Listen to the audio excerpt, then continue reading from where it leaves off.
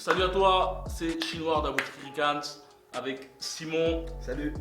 Dans la salle du temps, et aujourd'hui on va te parler de comment devenir un boxeur solide et percutant.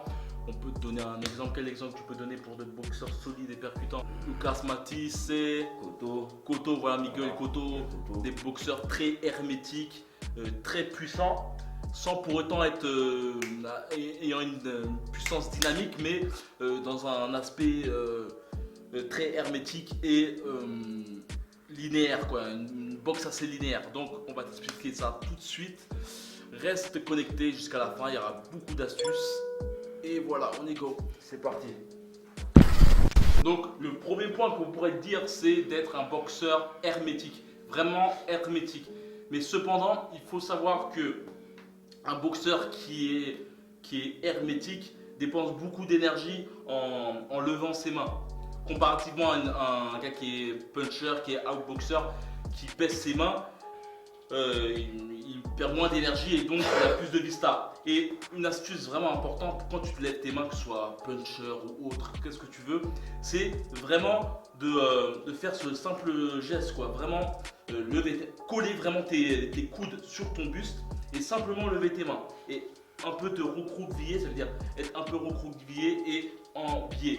Mais pas lever tes trapèzes et super crispé, parce que là, toute ton énergie va se focaliser uniquement sur tes trapèzes et sera mort, quoi. Ton adversaire va pouvoir bouger, tu n'auras pas le temps, tu seras trop fatigué, quoi. Et tu perds de la puissance au fil des rounds. Exact. Et si tu as l'habitude d'être crispé, tu peux pas rester crispé éternellement comme ça et tu vas perdre ta garde facilement. Donc, sois super léger. Aussi, la chose importante, c'est au niveau de tes jabs.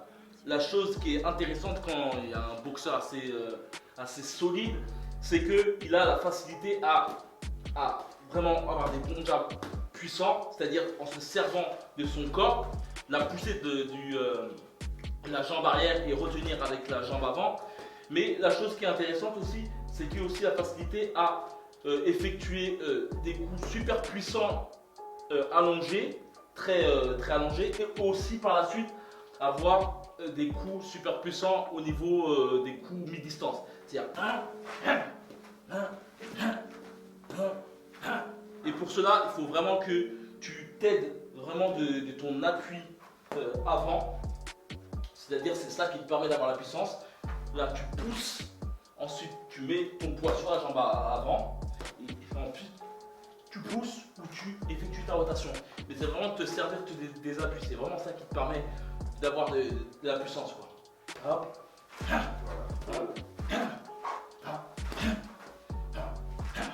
Voilà.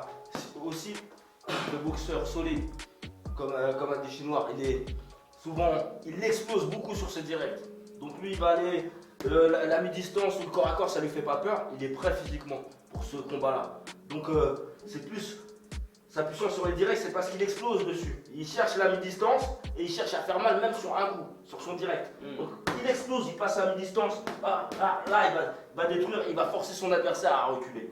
Ou soit il va exploser, aller sur mi-distance, remonter crochet, hop, repasser, jusqu'à ce que son adversaire va reculer. Et il va être prêt à repréparer son attaque, toujours fermé, bien couvert.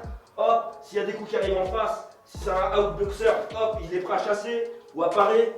Là, s'il faut miser derrière au corps, il a le bon timing. Ou à la face. Donc il a le bon timing. C'est un gars qui est vraiment préparé physiquement pour aller au combat. Exact.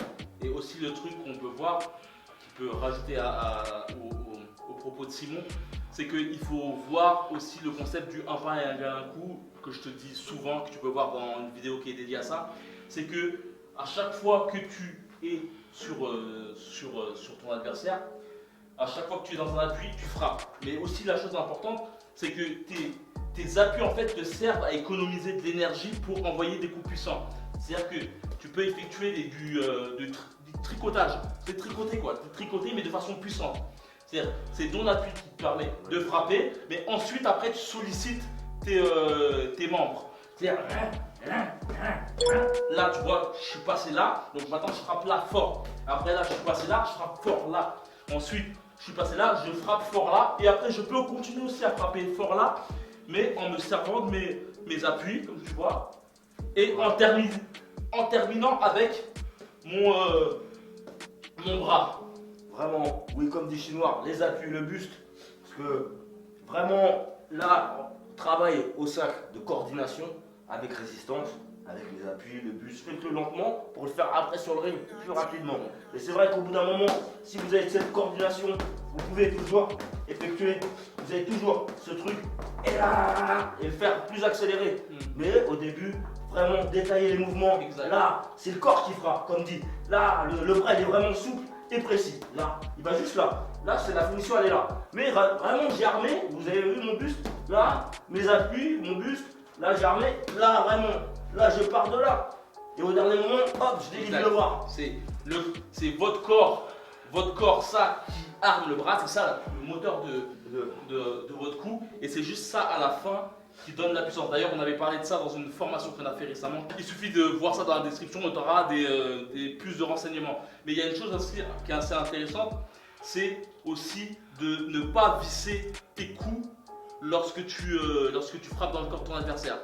Comme tu sais, ton gant, il y a une surface dans ton gant. C'est-à-dire que si, par exemple, là, tu frappes en non vissé, reste là.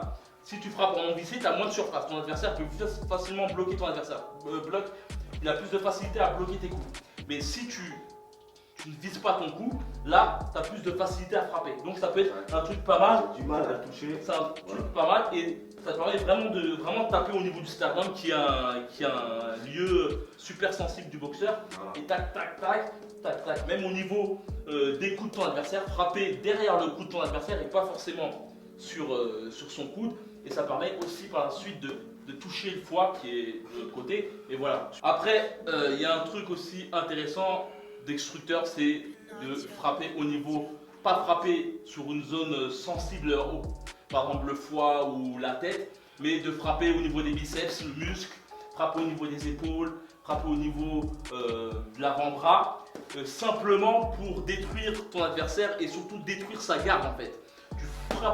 Tu frappes dans ses bras, et bien souvent au corps à corps, les deux boxeurs ne cherchent même pas où frapper et frappent, bam, bam, et au fur et à mesure, ta garde, tu as plus de mal à garder ta garde et ton adversaire cette fois-ci a vu cela et il voit le trou et il te frappe.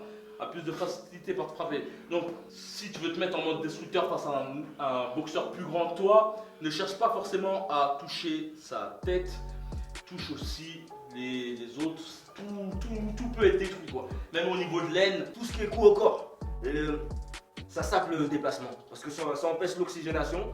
Et le plus grand muscle au niveau des déplacements et au niveau du corps humain, c'est les jambes. Donc directement, là vous oxygénez mal dès que je prends des coups au corps. Donc forcément j'ai du mal à me déplacer. Je suis plus grand, j'ai du mal aussi à faire des retraits du buste. Parce que j'ai pris beaucoup de coups au corps, dès que je fais des retraits j'ai un peu mal. Donc vraiment pour un adversaire plus petit, frapper au corps, c'est vraiment la clé sur un plus grand. Donc déjà il va moins se déplacer, il va moins faire ses retraits du buste où il vous touche après derrière. Donc c'est une vraie tactique intéressante. et c'est vrai, il y a le truc aussi, c'est que ton adversaire bouge beaucoup la tête. Voilà. Tu peux frapper juste à ce niveau-là et même au niveau de la gorge, tu auras plus de facilité à toucher son menton. Il y a un truc intéressant, c'est Momo, notre entraîneur, qui nous disait ça. C'est même, tu peux aussi te permettre de mettre des grosses droites au niveau du thorax. C'est-à-dire des grosses droites au niveau du thorax au début du combat et même tout au long du combat. Mais imagine-toi, au début du combat, tu cherches déjà ta respiration, tu cherches déjà à t'échauffer et ton adversaire te met des gros coups au niveau du thorax. Ça te coupe la respiration, tout est plus amplifié quand tu combats. C'est-à-dire que le moindre coup, le moindre fait de s'accrocher, tout est fatigant. Donc tu peux aussi frapper au niveau du thorax et tout quoi. Vraiment ouais, en plus si tu es un débutant, tu peines à chercher ta respiration, tu peux vite paniquer. Frappe au paniquer, thorax. hop, tu frappes au niveau du thorax, hop, ça coupe la respiration, voilà, tu exact. paniques un peu plus. Voilà, exact. En face il se déroule. Donc ouais, c'est des petites tactiques qui sont intéressantes. Le corps c'est important. Exact. Aussi pour un boxeur solide.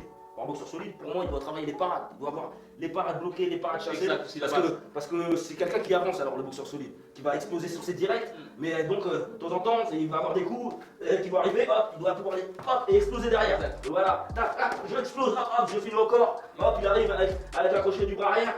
Là, je remise derrière. Donc, vraiment, le boxeur solide, il a les bras solides. Donc vous aurez beau lui frapper sur les mains, hop, il s'y attend, il est sur la plante des pieds, prêt à absorber tous vos coups, il est toujours là, main levée, en avançant. Exact. Absorption du coup, Quand tu absorbes le coup, tu te mets dans un appui et ça te permet de refrapper ensuite. Voilà. Pas, là j'absorbe des coups, mais mon appui est là et paf, juste pour taper. Et le deuxième temps est important. Après, le truc intéressant, c'est aussi le fait d'absorber le coup, mais aussi de le chasser. Le chasser, tu peux simplement mettre tes poings, ça aide beaucoup de mettre tes poings vers tes yeux. Ça permet de bien voir la chose et de frapper. Là, frappe-moi avec tac. Et simplement, ce petit geste, ça permet de chasser un peu le coup et ensuite, paf. Voilà. Et voir des fois, si je me suis lancé bêtement, des fois en débutant, on voit ça, il peut me déséquilibrer juste en chassant. Là, je me lance, je suis mal sur mes appuis, je suis déséquilibré. Donc, c'est un bon moyen de déséquilibrer avant de remise d'arrêt. Donc voilà, j'espère que tu as aimé cette petite vidéo. Comme d'habitude, n'hésite pas à vraiment liker la vidéo, à commenter la vidéo pour nous dire ce que tu en penses et pour nous donner des idées, car cela nous pousse à faire de nouvelles vidéos. Ton engouement nous pousse à faire plus de vidéos. D'ailleurs, on te remercie. Merci. Et voilà, comme d'habitude, que la boxe est avec toi. Salut.